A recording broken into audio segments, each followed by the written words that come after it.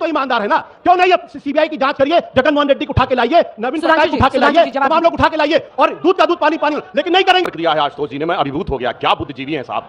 मतलब राहुल गांधी कह रहे हैं जिनकी सरकारें हैं कि भ्रष्टाचार हुआ है, भाई तू अपनी सरकार से अपने राज्य में एफआईआर न दर्ज करा, हम तो कह रहे हैं नहीं हुआ है, तो कह रहे हैं आप करवाइए। ये विदेश से जिस प्रकार के षड्यंत्रपूर्ण आरोप भारत पर लगाए जाते हैं, अभी उदाहरण देख लीजिए, ऐसा ही आरोप कनाडा ने लगाया था ना, अभी 3 दिन पहले एक उसको आर्ट्सल्ला को गिरफ्तार किया है और जस्टिन ट्रूडो ने अपना स्टेटमेंट वापस लिया है। जब भारत दोस्तों आज की डिबेट में हम देखेंगे कि कैसे आशुतोष भोकला उठते हैं। महाराष्ट्र चुनाव में कांग्रेस की हार को देखकर, जबरदस्त हार को देखकर वो भौखला जाते हैं और साथ ही डिबेट में आने के बाद बहुत कुछ कहने लगते हैं और कहते हैं कि हार और जीत तो खेल है, खेल की तरह खेल में कोई हारता है तो कोई जीतता है। तो इस पे कुछ लोग उनकी हंसी बनाते हैं ऑडियंस में, तो कहते हैं कि मुझे लगता है कि यहाँ पर जितने भी कार्यकर्ता हैं ये सब बीजेपी के हैं। तो बीजेपी के प्रवक्ता सुधांशु त्रिवेदी जी भी बड़ा उन्हें करारा जवाब देते हैं, साथ ही उन्हें खड़ी खोटी सुनाते हैं। वीडियो बहुत ही दिलचस्प है, वीडियो को पूरा देखिएगा, स्किप मत कीजिएगा। और अगर आपको ये वीडियो पसंद आए तो मेरे चैनल को लाइक करें, सब्सक्राइब करें और शेयर करना बिल्कुल ना भूलें। चलिए हम शुरू करते हैं आज की जबरदस्त ये डिबेट। जामा मस्जिद के सर्वे के बाद लोग इकट्ठा हो गए भारी तादाद में और जो परिस्थिति हुई है कुछ लोगों के मरने तक की पुष्टि हो रही है। अब ये जो नफरत के बाजार में मोहब्बत की दुकान खोलने की बात राहुल गांधी करते हैं, अब ये दुकान कल बहुत सक्रिय होगी जब शीतकालीन सत्र शुरू होगा। हाँ, वो आपने सही कहा है, उस पर जवाब दीजिए कि नफरत की दुकान और मोहब्बत की दुकान क्या होती है। कि अभी महाराष्ट्र का चुनाव संपन्न हुआ और अभी तो रुको, क्लाइमैक्स अभी बाकी है। ये यूएस कोर्ट में जो आरोप लगा है वो किन राज्य सरकारों को पैसा देने का आरोप लगा है, बोलिए? आंध्रा, छत्तीसगढ़, तमिलनाडु, तेलंगाना। बोलो ना, आपकी सरकार ने दिया है कि नहीं? बोलो, दिया है कि नहीं दिया है? और दिया है तो इस्तीफा दो। ये भैया चितवी मेरी पटवी मेरी नहीं चलेगी। अब मैं बताना चाहता हूं, और अब मैं एक सीरियस बात कहना चाहता हूं, एक सीरियस बात आप सोचिए। आज सोलर पैनल्स में, सोलर एनर्जी कंपनी के लिए सोलर पैनल्स में एक छत्र साम्राज्य किसका है? चाइनीज कंपनी का है कि नहीं, बोलिए? और जब अब भारत सोलर एनर्जी में आगे बढ़ता हुआ जा रहा है, हमने प्रधानमंत्री सूर्य घर योजना शुरू की है 1 करोड़ घरों पे, तो सोलर पैनल में हमें डिपेंडेंसी चाहिए। अब मैं पूछना चाहता हूं, यदि भारत की सोलर कंपनीज डाउन होंगी तो फायदा किसको मिलेगा, बोलिए? लगातार इंपोर्ट होता रहेगा कि नहीं? और इसीलिए मैं कहना चाहता हूं, भैया 80 चुटकी 90 ताल, जिधर शुरू होता संसद सत्र उधर से ताल बजती है 7 समुंदर पार से। पिछले 3-4 सालों में आप देख लीजिए, जब जब संसद का सत्र शुरू होने वाला है, कभी हिंडनबर्ग की रिपोर्ट, कभी बीबीसी की रिपोर्ट, कभी ग्रेटा थनबर्ग की रिपोर्ट, तो कभी कुछ आ जाता और अभी फिर उसके बाद आ गया। और वैसे एक बात बताऊं, जिन अटॉर्नी ने ये रिपोर्ट फाइल की, अभी से कोर्ट ने एक्सेप्ट किया, उनका नाम ब्रॉयस ऑर्डनेंस करके है। वो जॉर्ज सोरेस के बेटे के बहुत घनिष्ठ मित्र के मित्र हैं। और ये मैं नहीं कह रहा हूं, ये तो अमेरिका, और इसलिए ये तो आपके चैनल में भी दिखाया गया है फैक्ट। तो बहुत सारे फैक्ट है, तो लोगों को समझ में आएगा। मान लेता हूं 2 षड्यंत्र है, जॉर्ज सोरेस षड्यंत्र कर रहा है। जॉर्ज सोरेस के खिलाफ अभी तक भारत सरकार की तरफ से क्या कार्रवाई की गई है? क्या इंटरपोल से कहा गया कि रेड कॉर्नर नोटिस जारी करिए, या आदमी भारत के खिलाफ षड्यंत्र करा, भारत को तोड़ने के षड्यंत्र शामिल है? क्या अभी तक रेड कॉर्नर नोटिस के लिए किया गया? क्या किसी अंतर्राष्ट्रीय इंटरनेशनल कोर्ट ऑफ जस्टिस में जाने की कोशिश की गई? क्यों नहीं की गई? और नहीं तो कम से कम देश के अंदर आप सीबीआई की जांच कराइए। और तमाम लोग जो जॉर्ज सोरेस के इशारे पर देश में षड्यंत्र करते हैं, उनकी पहचान होनी चाहिए और उन सारे लोगों को कहीं नहीं इंडिया गेट पे फांसी की सजा खुलेआम दी जानी चाहिए, क्योंकि जो देश के साथ षड्यंत्र कर रहा है उसको देश में रहने का कोई अधिकार नहीं। क्यों नहीं उस पर आज तक जांच? दिल्ली पुलिस को अमेरिका भेजिए आप जल्दी से। दूसरी बात सुन लीजिए, एक जांच कराइए सुधांशु जी। सुन लीजिए, नहीं, ये आप बात बार रोते रहेंगे और फिर बोलेंगे कि इतना रिटेल इन्वेस्टर का पैसा डूबता है ना सुधांशु जी। एक मिनट और मैं कहना चाह रहा हूं। चलिए मान लीजिए कि राज्य सरकारों ने घूस देना और घूस लेना दोनों अपराध है। अगर दोनों ही अपराध है, राज्य सरकारें अगर घूस ले रही हैं, तो केंद्र सरकार के हाथ को किसने बांध रखा है? अरे जाइए जगनमोहन रेड्डी को पकड़ के उठा के लाइए और बांधिए और पूछिए। और इसके अलावा जम्मू, इसके अलावा आप पूछिए तो केंद्र सरकार क्यों नहीं एफआईआर दर्ज करती है? और एक मिनट, ये मामला बहुत संवेदनशील इसलिए है क्योंकि जो सेकी नाम की संस्था है वो भारत सरकार की कंपनी है और उसकी तरफ से अडानी डील कर रहे राज्य सरकारों के साथ से। जिसका मतलब यह है कि सेकी की भूमिका भी संदिग्ध है। तो क्यों नहीं सेकी के खिलाफ कार्रवाई की जाए? हो गई। सवाल पूछता हूं कि चलिए हिंदुस्तान की सारे मुख्यमंत्री बेईमान हैं, अरे मोदी जी तो ईमानदार है ना, क्यों नहीं सीबीआई की जांच करिए, जगनमोहन रेड्डी को उठा के लाइए, नवीन पटनायक को उठा के लाइए, तमाम लोग उठा के लाइए और दूध का दूध पानी पानी, लेकिन नहीं करेंगे। क्योंकि यही इनकी पॉलिटिक्स है। अद्भुत तर्क दिया है आशुतोष जी ने, मैं अभिभूत हो गया। क्या बुद्धिजीवी हैं साहब। मतलब बहुत राहुल शुक्रिया आपका। गांधी कह रहे हैं जिनकी सरकारें हैं कि भ्रष्टाचार हुआ है, भाई तू अपनी सरकार से अपने राज्य में एफआईआर न दर्ज करा, हम तो कह रहे हैं नहीं हुआ है, तो कह रहे हैं आप करवाइए। मतलब गजब है साहब। आपके आपको समर्थन दे रही थी सुधांशु जी, एक मिनट, अपने वो तो आपको समर्थन दे रही थी। अब अपने टर्न पे सर, ये विदेश से जिस प्रकार के षड्यंत्रपूर्ण आरोप भारत पे लगाए जाते हैं, अभी उदाहरण देख लीजिए, ऐसा ही आरोप कनाडा ने लगाया था ना निज्जर की उसके ऊपर, और आज अभी 3 दिन पहले एक उसको अर्श दल्ला को गिरफ्तार किया है, और जस्टिन ट्रूडो ने अपना स्टेटमेंट वापस लिया है जब भारत सरकार ने कहा सबूत दो, कुछ नहीं है। आपको तो कहना चाहिए कौन होता है अमेरिकन कोर्ट भारत के बारे में बोलने वाला, मगर क्या करें, ये वो हैं कि अपने सदन पर, अपने वतन पर सदियों तक है रही हुकूमत गैरों की, लेकिन कुछ चेहरों पर अब तक धूल है उनके पैरों की। कि जो अमेरिका इंग्लैंड में कह दिया गया वही महत्वपूर्ण है। यही नहीं, अभी और सुनिए। अरे मैं कहना चाहता हूं, अगर आज हमसे कह रहे हैं कि जॉर्ज सोरेस पे कार्रवाई करो, भाई साहब ये बताइए, जिस जमाने में स्नूपिंग हुई थी, जब प्रणब मुखर्जी जी थे रक्षा मंत्री, तब तो कहा गया था वो विदेश की कंपनियां, हम तो यहां कार्रवाई नहीं कर सकते, और आज कोई आके कमेंट कर देगा और उसके बाद कहते हैं कि कार्रवाई करिए। हमें तो यह कहना चाहिए हम अपने लीगल सिस्टम के ऊपर काम करेंगे, उन पे नहीं। खैर, मगर मैं ये भी आपको बताना चाहता हूं, जिन सरकारों के ऊपर आरोप लगा है, और इन्होंने कहा अडानी जी ने बहुत पैसा कमाया, बताइए सबसे बड़ा सोलर का प्रोजेक्ट 60,000 करोड़ का राजस्थान की गहलोत सरकार ने दिया। अब आइए, सबसे बड़ा माइंस का प्रोजेक्ट 16,000 करोड़ का भूपेश बघेल की सरकार ने दिया।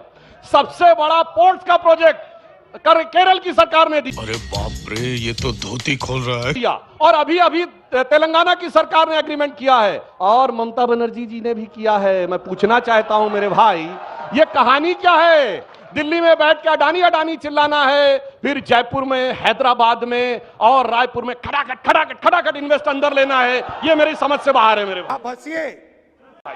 देखिए, खटाखट खटाखट खटाखट पर एक जवाब बनता है, क्योंकि उन्होंने दोनों प्रोजेक्ट का नाम लिया है, गहलोत साहब का और बघेल साहब का। तुम्ही के साथ धंधा तुम्ही को बताइए। मेरे सवाल का अभी तक जवाब नहीं मिला कि भाई राज्य सरकारें कार्रवाई नहीं कर रही, तो केंद्र सरकार क्यों नहीं करती? आशुतोष जी, दूध का दूध साफ होना चाहिए ना। आशुतोष जी, जो इन्होंने कहा वीडियो से बिल्कुल साफ है, जाके चेक करिए। जो अखिलेश यादव जी ने कल ट्वीट किया है 23 सेकंड का वीडियो, उससे पहले उन्होंने 56 सेकंड का वीडियो ट्वीट किया था, फिर उसको एडिट करके 23 सेकंड के किया। वो ट्रैक में जाके आप चेक कर सकते हैं, ये साफ हो जाता है कि 56 सेकंड का वीडियो उन्हें सूट नहीं कर रहा था, तो फिर उसको एडिट करके 23 सेकंड का वीडियो किया गया, ताकि सिर्फ उसमें पुलिस वाला दिखाई पड़े।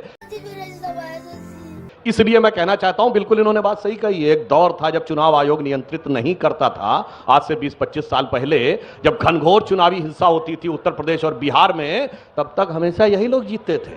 कांग्रेस ही जीतती थी, लालू जी जीतते थे, और मुलायम सिंह जी जीतते थे। मुझे याद है 2004 के मैनपुरी के चुनाव में तो हमारे कार्यकर्ता का सर काट दिया गया था।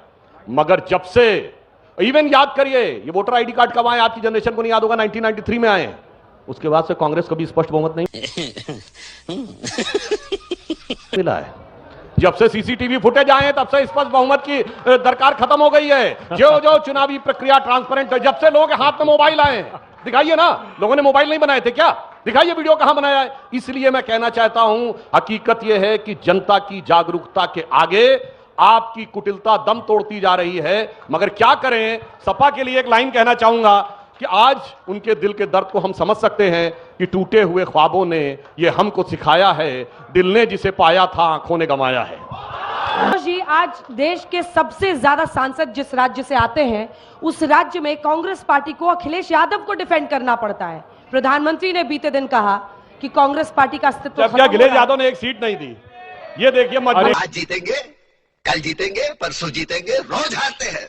अखिलेश यादव ने 9 में से 1 सीट फूलपुर के लिए एड़ी चोटी का जोर लगाया कांग्रेस पार्टी ने, लेकिन फूलपुर की भी सीट अखिलेश यादव ने नहीं दी कि हमें लड़ने दो, आप हरा दोगे। नहीं, हमने समर्थन दे दिया था। हमने 10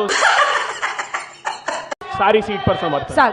सवाल पर आते हैं, पीएम के इस आरोप में कितना दम है कि कांग्रेस पार्टी खुद खत्म हो रही है, परजीवी होकर रह गई है, और महाराष्ट्र के नतीजे ईवीएम के माथे फोड़ देना और झारखंड के नतीजों को सही ठहरा देना सही है या गलत है आपकी नजर में?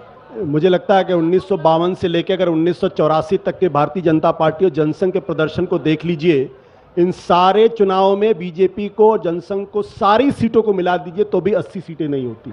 तो क्या भारतीय जनता पार्टी का अस्तित्व खत्म हो गया क्या? बड़ा हरामी हो बेटा। कितनी सीटें आई थी 52 में? 3 या 4।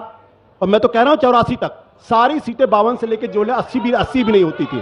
तो यार अगर आप लोग भारतीय जनता पार्टी के प्लीज ये मत करिए आशुतोष। देखिए मैं आपको वो लोग वहां बैठ कर डिस्टर्ब कर रहे हैं, लगातार डिस्टर्ब कर रहे हैं, बीजेपी के कार्यकर्ता की तरीके से बिहेव कर रहे हैं आप लोग। चल झूठा। पर्सनली रिक्वेस्ट किया है, प्लीज सर, प्लीज नहीं, ये ठीक बात नहीं है। पार्टी की हार जीत लगी रहती है, क्या बात है जी। और चाहे वो भारतीय जनता पार्टी हो चाहे वो कांग्रेस पार्टी हो। देखिए सुधांशु जी भी मंच पर बैठकर उनसे बहस कर रहे हैं, अगर आप इस तरह की भाषा का वहां से इस्तेमाल करेंगे तो आई एम सॉरी।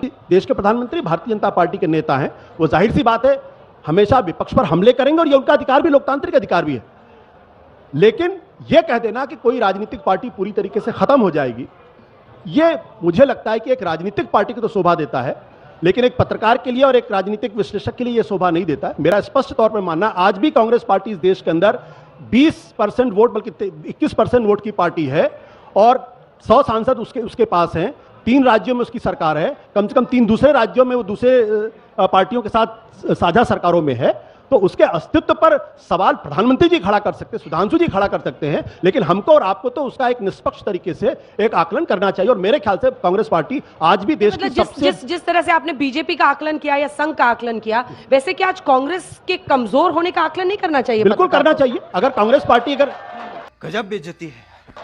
अगर कांग्रेस पार्टी कमजोर नहीं होती, अगर उसकी लीडरशिप कमजोर नहीं होती, तो उत्तराखंड, पंजाब, मध्य प्रदेश, छत्तीसगढ़, ये वो 4 राज्य हैं जहां भारतीय जनता पार्टी आसानी हरा रहा है या खुद हार रहे हैं। देखिए ईवीएम के बारे में तो राजनीतिक दल, राजनीतिक पार्टी, राजनीतिक नेता उस पर बयान दे सकते, पत्रकार। मेरा साफ तौर पर मानना है कि ईवीएम की दुहाई देने वाले लोग दरअसल अपने अंतर्मन में झांके और झांकने की कोशिश करें। गलती आप में है, ईवीएम में गलती नहीं है।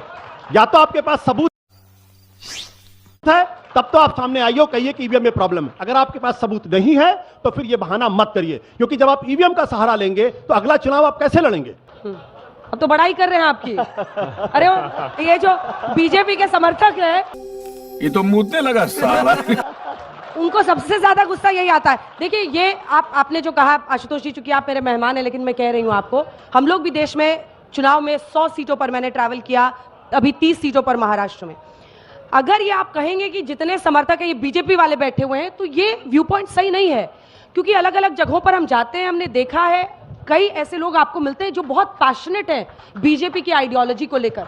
मैंने ये नहीं कहा कि बीजेपी के समर्थक है, मैंने कहा बीजेपी के समर्थकों की तरह से बिहेव मत करिए। आप लोग प्रबुद्ध लोग हैं, तो बोलते कुछ हैं और मतबर कुछ और निकलता है। पढ़े लिखे लोग हैं, आप दोनों विचारों को ग्रहण करिए। अगर मैं कोई बात गलत कर रहा हूं तो ठीक है, सुधांशु जी जवाब देंगे उसका। सुधांशु जी, वो सांस्कृतिक गौरव जो सदैव महाराष्ट्र की धरती ने उसमें अग्रणी भूमिका निभाई। छत्रपति शिवाजी महाराज के राजकवि भूषण ने शिवाजी के लिए लिखा था, वो आज लगता महाराष्ट्र की जनता ने चरितार्थ कर दिया कि राखी हिंदुवानी हिंदुवान का तिलक राख्यो, स्मृति पुराण राखो, वेद धुनि सुनी में, और शाही के सपूत शिवराज शमशीर तेरी, दिल्ली दल दाब के दीवाल राख्यो दूनी में। जिन्होंने मुगलों की दिल्ली को दबा दिया था, वो अगर इटली के दल से दब गए थे तो उनके लिए समस्या थी।